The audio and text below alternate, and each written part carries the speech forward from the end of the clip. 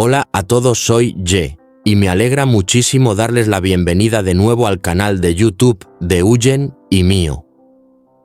Comienza un nuevo día lleno de energía y sonrisas. Tanto Uyen como yo estamos felices porque los dos acabamos de conseguir nuevos trabajos. La temporada de cosecha de arroz ha llegado.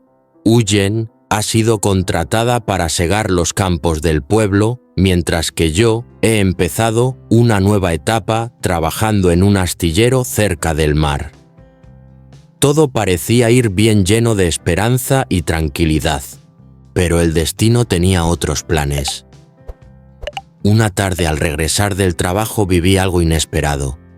En medio del resplandor del atardecer, vi a un hombre desconocido que acababa de sufrir un accidente al costado del camino. Sin pensarlo dos veces, corrí para ayudarlo, solo quería salvarle la vida. Sin embargo, desde ese momento comenzó una serie de malentendidos. La familia de aquel hombre interpretó todo de la manera equivocada y las cosas se complicaron más de lo que imaginaba. ¿Podrá la bondad ser comprendida? ¿Se aclararán algún día los malentendidos? Todo esto y mucho más lo descubrirás en nuestro nuevo video, una historia no solo sobre un accidente, sino también sobre la confianza a la humanidad y las pequeñas cosas sencillas que hacen grande la vida. Acompáñanos, Uyen y yo, en esta historia. No olvides suscribirte y activar la campanita para no perderte ninguno de nuestros videos llenos de emoción, humor y reflexiones profundas sobre la vida cotidiana en Vietnam. Te prometemos que reirás, pensarás, y quizá también derrames una lágrima al vivir esta aventura con nosotros. Desde muy temprano, antes de que el sol asomara tras los bambúes, Uyen y yo salimos de casa. El pueblo aún dormía bajo una ligera neblina. Solo se oían los gallos cantando y el suave murmullo del viento entre las hojas. Uyen llevaba su vieja blusa marrón de campesina, el sombrero cónico colgado al hombro y la hoz en la mano. Hoy la habían contratado para segar el arroz porque los campos ya estaban listos para la cosecha. Los arrozales se extendían dorados bajo los primeros rayos del amanecer y el aire olía a espigas maduras. Uyen sonreía. En su mirada brillaba esa alegría sencilla pero profunda, la alegría del campesino al ver el fruto de su esfuerzo y de la tierra. Al verla, sentí una paz difícil de describir. Después de ayudarla a cargar sus cosas, llevé a nuestra pequeña Maya al jardín infantil. La niña no dejaba de hablar durante el camino, preguntándome por los barcos, el mar y las espigas de arroz. Al dejarla en la escuela, tomé el camino hacia la costa donde se encuentra el astillero. Hoy era mi primer día en mi nuevo trabajo. El astillero está junto al mar. Allí, el olor a sal se mezcla con el ruido de los martillos golpeando sin descanso. Pronto, comprendí que este trabajo, aunque no demasiado pesado, exigía paciencia, precisión y fuerza. Mi tarea consiste en reparar los barcos de pesca de los marineros, embarcaciones que han enfrentado tormentas y olas furiosas y que regresan llenas de heridas, tablones rotos, madera carcomida por la sal, grietas abiertas por los vientos del océano. Comienzo buscando las partes dañadas, martillo en mano, clavando nuevos tablones de madera.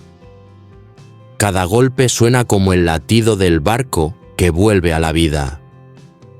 El olor a madera recién cortada se mezcla con el de la pintura y el aceite, creando una fragancia inconfundible, el perfume del trabajo, del esfuerzo del mar.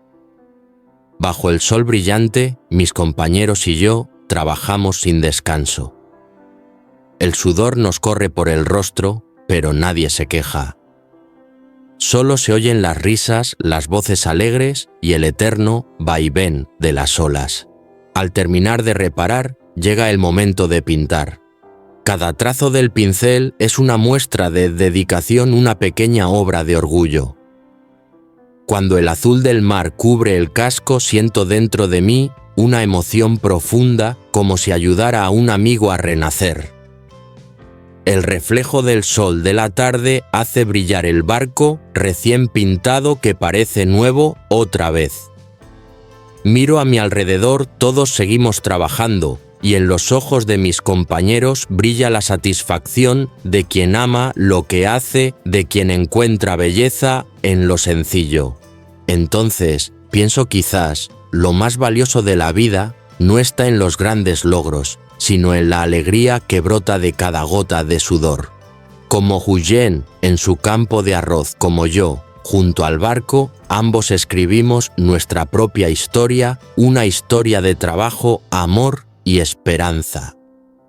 Cuando los primeros rayos del sol se filtraban entre los bambúes, los campos de arroz del pueblo ya se llenaban de voces y risas. Entre aquel bullicio estaba Huyen, la mujer que amo, inclinada sobre los tallos dorados del arroz, segando con paciencia las espigas pesadas. Las espigas relucientes bajo el amanecer anunciaban una cosecha abundante y el fruto de tantos días de esfuerzo. Hoy una vecina la había contratado para ayudar con la siega. Huyen estaba feliz. Desde temprano se había vestido con su vieja blusa marrón, su sombrero cónico y su sonrisa tranquila. «No te preocupes, amor», me dijo, «trabajaré con ganas». Su voz era suave, pero en ella había una fuerza que me llenó de paz. El trabajo no era fácil. Bajo el sol ardiente, Huyen y otras mujeres del pueblo cortaban el arroz, lo ataban en grandes manojos y lo dejaban secar al borde del campo. El sudor les corría por la frente, pero en sus rostros brillaba la satisfacción del deber cumplido, la alegría de quien ve que la tierra responde a su esfuerzo. Poco a poco nuestra vida comenzaba a estabilizarse.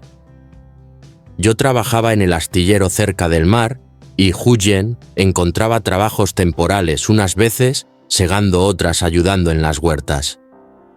No eran empleos grandes ni permanentes, pero para nosotros significaban mucho. Eran los primeros ladrillos con los que estábamos construyendo una vida nueva, una vida sencilla, pero llena de esperanza.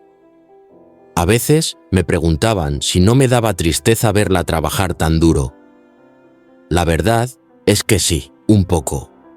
Hay momentos en que la miro bajo el sol con las manos curtidas y los hombros cansados, y siento una punzada de ternura y de culpa.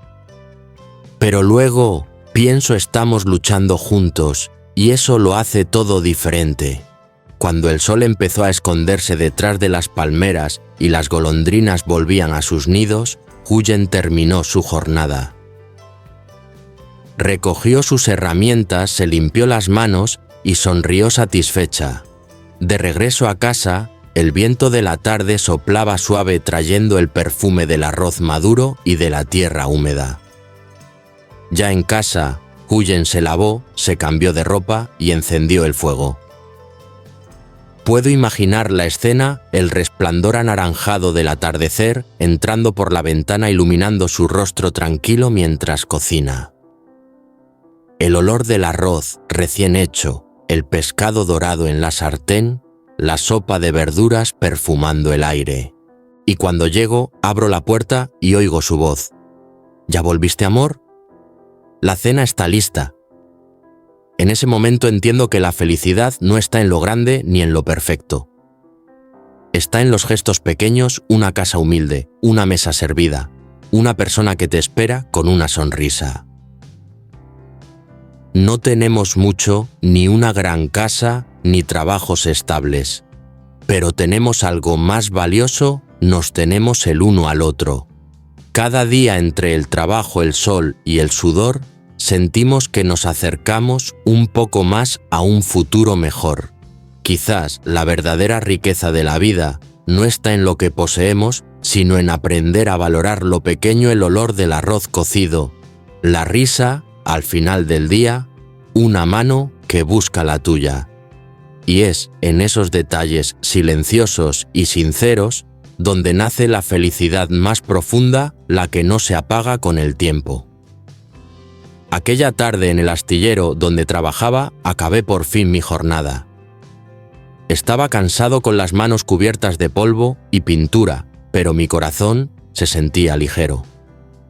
El barco en el que habíamos trabajado durante días por fin estaba listo, el nuevo color azul brillaba bajo el sol del atardecer, como si la embarcación misma estuviera preparándose para volver al mar. Guardé mis herramientas, me lavé las manos aprisa y subí a mi moto. Solo pensaba en volver a casa lo antes posible. Imaginaba a Huyen preparando la cena, quizá mirando el reloj, esperando escuchar el sonido del motor al acercarme. El viento marino me golpeaba el rostro trayendo el olor a sal y a madera húmeda. Después de un día largo, lo único que deseaba era regresar a ese pequeño hogar donde me esperaban la paz y el amor. Pero de pronto algo rompió la calma del camino.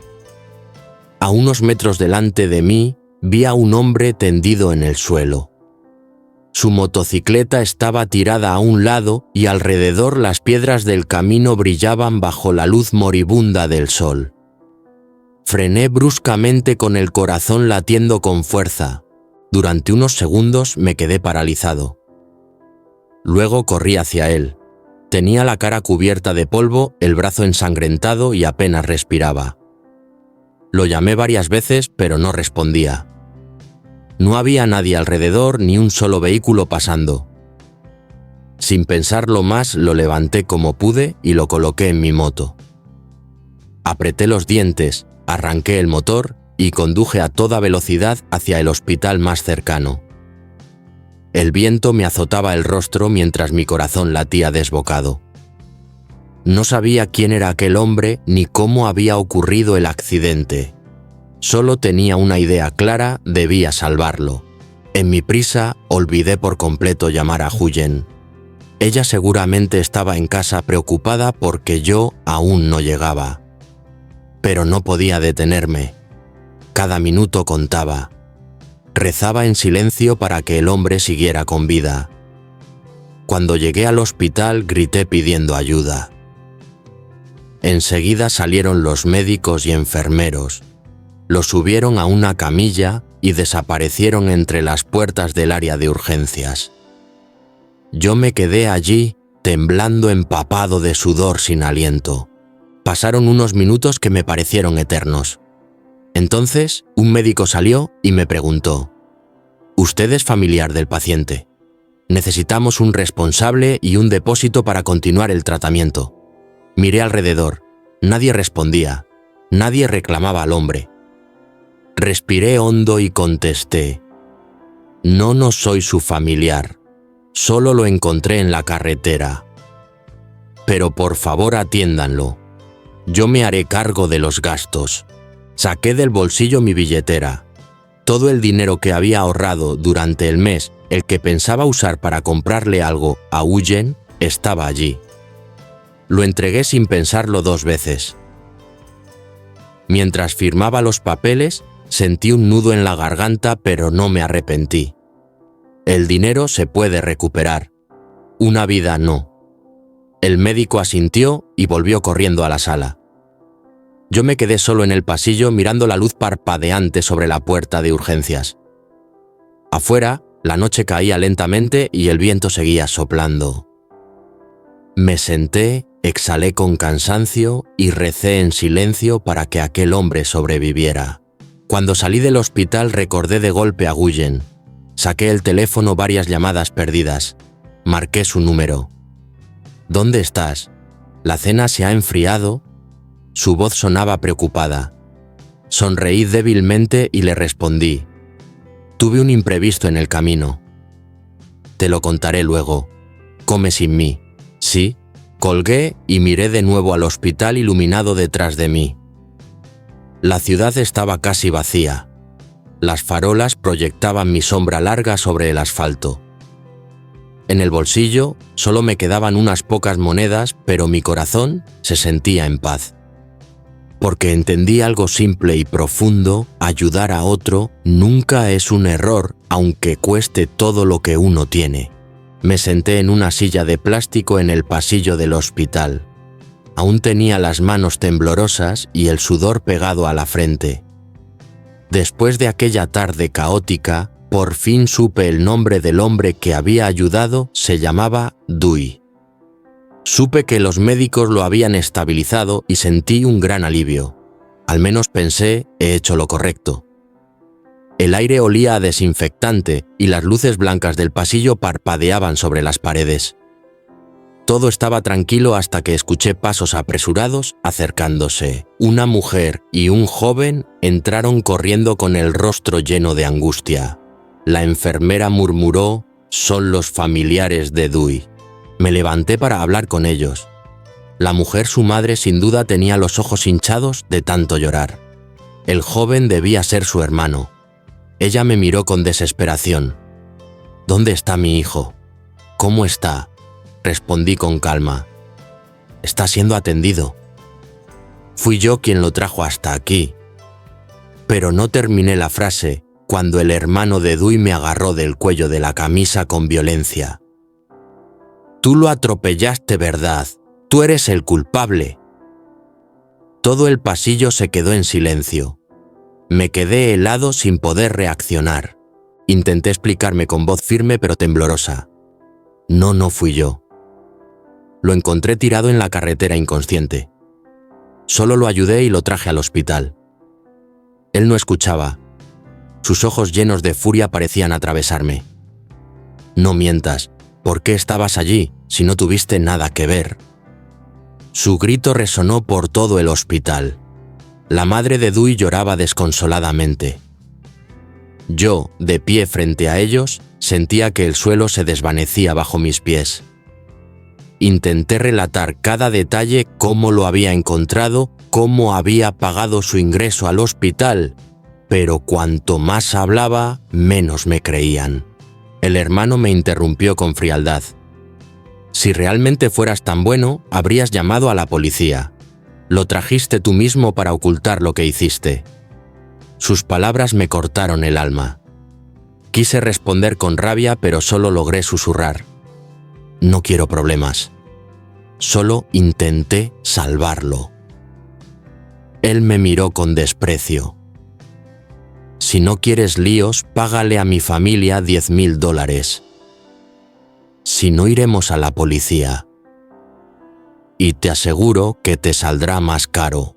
Sentí un vacío en el pecho. $10,000. Era una cantidad imposible para mí. Con voz quebrada dije: «No tengo ese dinero. No soy culpable. Lo juro». Pero él no me creyó. La madre de Dewey me miraba con lágrimas en los ojos y en su mirada había más odio que tristeza. El hermano dio un paso adelante, bajó la voz y me susurró al oído: «Si no pagas, no tendrás paz en este lugar». Retrocedí un poco, tratando de mantener la calma. El aire en el pasillo se volvió pesado, sofocante. Quise gritar mi inocencia, pero sentí que mis palabras se perdían en el vacío. En los ojos de aquella familia, yo ya era el culpable. Miré hacia la sala de urgencias, la luz roja seguía encendida. Dewey seguía allí dentro, inconsciente, ajeno a todo. Y yo, el hombre que solo quiso ayudar, estaba a punto de ser tratado como un criminal. Una sensación amarga me subió al pecho. ¿Por qué ayudar duele tanto? Solo quise hacer el bien, y ahora parecía que el bien se volvía contra mí. Volví a sentarme, apreté los puños y sentí que la desesperación me invadía. Recordé la dulce voz de Huyen, que una vez me dijo: «Haz el bien y Dios te recompensará». Pero en ese momento me pregunté si de verdad era así. ¿Será que a veces la bondad se paga con sufrimiento? ¿Será que en este mundo hacer lo correcto puede volverse un castigo? Afuera, el sonido distante de una ambulancia rompió el silencio. El pasillo del hospital quedó en penumbra, y yo, sentado allí, Sentí por primera vez en mi vida lo que era la impotencia de ser bueno en un mundo que no siempre entiende la bondad. Mientras yo seguía sentado en el pasillo del hospital bajo las luces pálidas y el eco de los pasos apresurados de los médicos, Huyen sintió que algo no andaba bien. Miró el reloj, ya eran casi las 9 de la noche. La cena se había enfriado, la luz de la cocina titilaba débilmente. Durante toda la tarde no había recibido ni una llamada ni un mensaje mío. Desde que me conocía, Huyen sabía que yo siempre era puntual, que nunca llegaba tarde sin avisar. Pero aquella noche el silencio lo cubría todo. Con el corazón encogido se puso una chaqueta ligera y salió a la calle. El viento nocturno soplaba entre los bambúes, los perros ladraban a lo lejos. Fue hasta el astillero donde trabajo, pero el portón ya estaba cerrado. Los compañeros le dijeron que yo me había ido hace horas. En ese momento, una corazonada le atravesó el alma, algo malo había pasado. En el hospital me sentía atrapado en una pesadilla. Había salvado una vida, pero me trataban como a un criminal. Quería demostrar mi inocencia, pero no tenía pruebas ni testigos, solo mi palabra frente a su desconfianza.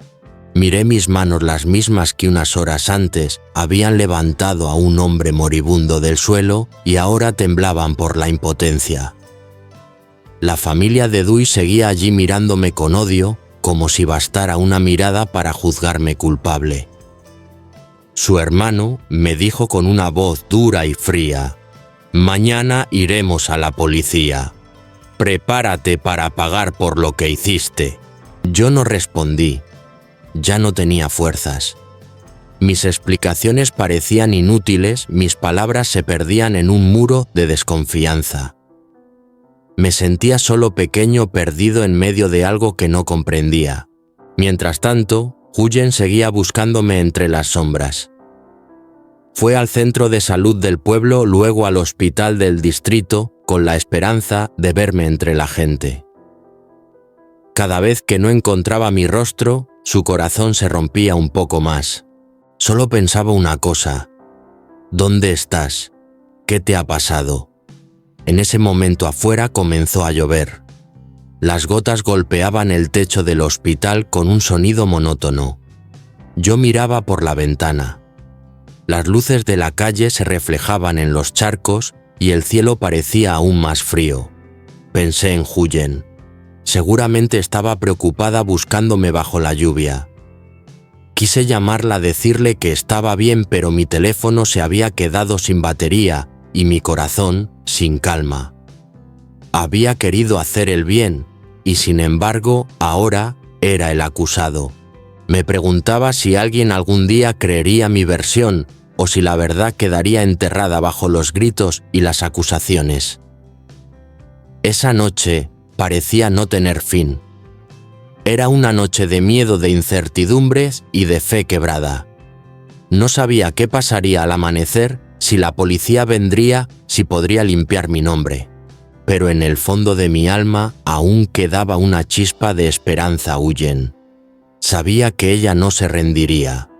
Sabía que me buscaría, que creería en mí, incluso cuando todos los demás dudaran. La historia no termina aquí. Aún queda un camino por recorrer, una verdad que debe salir a la luz y una fe que deberá resistir ante la injusticia. Acompáñenme en el próximo episodio para descubrir qué sucederá después. Gracias por ver esta historia. No olviden suscribirse al canal y activar la campanita para no perderse el siguiente capítulo, donde la verdad comenzará a revelarse y la bondad será puesta a prueba una vez más.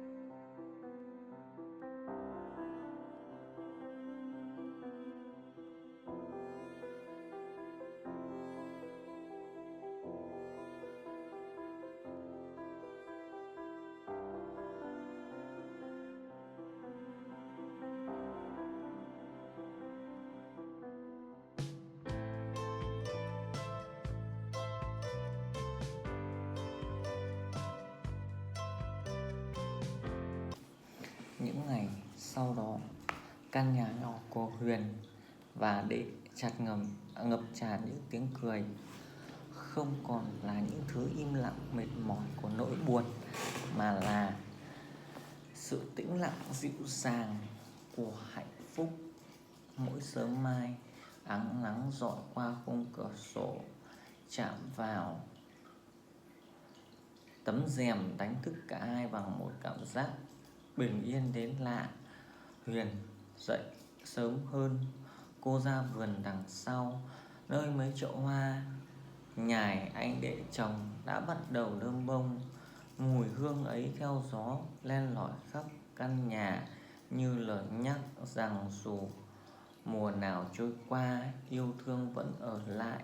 Đệ thường bước ra sau, khoác chiếc áo sơ mi còn chưa cài hết khuy, vừa cười vừa hỏi: "Hôm nay hoa nở nhiều hơn hôm qua, phải không em?" Cô chỉ khẽ gật đầu, đáp bằng một nụ cười. Giữa những khoảnh khắc tưởng chừng giản dị ấy, cả hai đều hiểu đôi khi hạnh phúc không cần quá lớn lao, chỉ cần một người để cùng chào buổi sáng, cùng đợi đến buổi chiều. Đến chiều, để đi làm việc về sớm, anh phụ cô cướp lại những tấm vải rèm, đếm lại những đồng tiền tiết kiệm trong chiếc lọ thủy tinh đặt trên kệ bếp. Không nhiều, nhưng đó là công sức của hai người cùng vun vén một giấc mơ. Họ gọi đó là quỹ bình minh, vì với họ đám cưới không chỉ là nghi lễ mà còn là một khởi đầu mới, một buổi sáng rực rỡ sau những đêm dài u tối. Cả hai cùng làm thêm giờ, Huyền nhận thêm một vài mối may vá nhỏ, còn Đệ thì chạy giao hàng buổi tối, mệt nhưng không ai than vãn. Có khi về đến nhà, cả hai chỉ kịp ăn tạm bát mì gói rồi cùng nhau nằm xuống, vẫn nắm chặt tay như thể sợ rằng giữa những giấc mơ. Cảm ơn đã đăng ký và theo dõi. Hãy bật chuông thông báo để nhận những video mới nhất.